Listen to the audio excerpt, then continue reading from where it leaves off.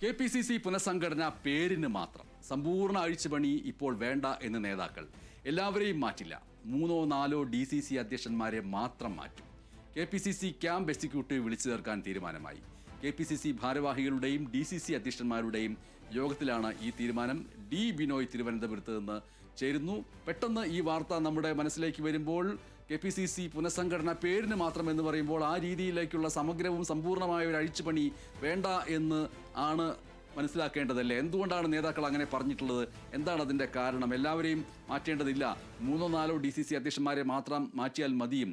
അതുപോലെ തന്നെ KPCC camp executive വിളിച്ചു ചേർക്കാൻ തീരുമാനിച്ചിരിക്കുന്നു. ആ എക്സിക്യൂട്ടീവ് വിളിച്ചു ചേർക്കുന്നതിലൂടെ എന്ത് ഗുണപരമായ കാര്യമാണ് ഉദ്ദേശിക്കുന്നത് ഡി ബിനോയ്? MS നേരത്തെ തീരുമാനിച്ചിരുന്നത് 10 DCCകൾ പൂർണ്ണമായും അഴിച്ചു പണിയുക എന്നതായിരുന്നു.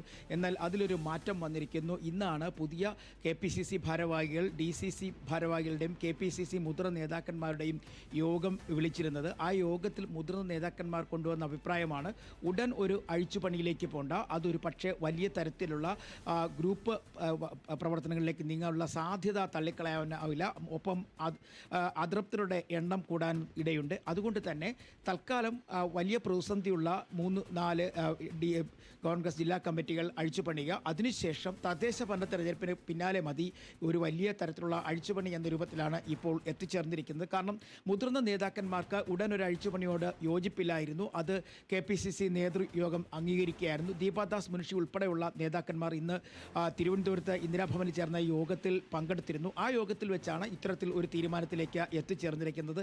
നേരത്തെ കേരളത്തിലെ 14 DCCകളിൽ സമീപകാലത്ത് അഴിച്ചുപണി നടത്തിയ 4 DCCകൾ ഒഴിവാക്കിക്കൊണ്ട് 10 കോൺഗ്രസ് ജില്ലാ കമ്മിറ്റികൾ പൂർണ്ണമായും അഴിച്ചുപണിയുക. ഒപ്പം KPCCയിൽ പുതിയ ഭാരവാഹികളെ കൂടി ഉൾപ്പെടുത്തിക്കൊണ്ട് ജബ്ബോ കമ്മിറ്റി ഒഴിവാക്കുക. ഇതൊക്കെയായിരുന്നു തീരുമാനമെങ്കിൽ ഇത് ഇപ്പോൾ അതിൽ നിന്നെല്ലാം മാറിയിരിക്കുന്നു.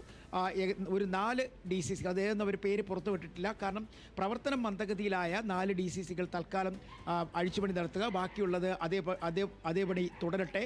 അത്തരത്തിലൊരു നീക്കം മതിയാകും എന്നാണ് ഇന്ന് ഇത് എടുത്തിരിക്കുന്ന തീരുമാനം. മറ്റൊരു കാര്യം, DCC ഭാരവാഹികളുടെ ഒരു ക്യാമ്പ് ഉടൻ വിളിച്ചു ചേർക്കും. അതിൽ KPCC AICC നേതാക്കന്മാർ പങ്കെടുക്കും. സമീപകാലങ്ങളിൽ വരാൻ പോകുന്ന തിരഞ്ഞെടുപ്പ് ഉൾപ്പെടെയുള്ള കാര്യങ്ങൾ ചർച്ച ചെയ്യാൻ വേണ്ടിയാണ് ഇത്തരത്തിൽ ഒരു യോഗം വിളിക്കുന്നത് എന്നാണ് KPCC നേതാക്കന്മാർ പറയുന്നത്. ഇതിനെല്ലാം ഉപരിയായ മറ്റൊരു പ്രധാനപ്പെട്ട കാര്യം മുരളീധരൻ ഉന്നയിച്ചത്, ശശി തരൂർ നേതൃത്വവുമായി ഇടഞ്ഞു പോകുന്ന ഒരു സാഹചര്യം നിലവിലുണ്ട്. അതുകൊണ്ട് തന്നെ ശശി തരൂരിനെ എല്ലാ കാര്യങ്ങളിലും ഉൾപ്പെടുത്തി അർഹമായ പരിഗണന നൽകി മുന്നോട്ട് കൊണ്ടുപോകണം. അദ്ദേഹത്തെ നേതൃനിരയിൽ നിന്നും ഒഴിവാക്കുന്ന രീതി ശരിയല്ല. അതുകൊണ്ട് അർഹമായ പരിഗണന ശശി തരൂരിന് നൽകണം തുടങ്ങിയ കാര്യങ്ങളാണ് ഇന്ന് പ്രധാനമായും ചർച്ച ചെയ്യപ്പെട്ടത്. MS ശരി ഡി ബിനോയ്, KPCC സമ്പൂർണ്ണ അഴിച്ചുപണി DCCയിൽ ഉദ്ദേശിക്കുന്നില്ല എന്ന് വാർത്ത വരുന്നു. അതിൻ്റെ വിശദാംശങ്ങളാണ് ഡി ബിനോയ് നൽകിയത്.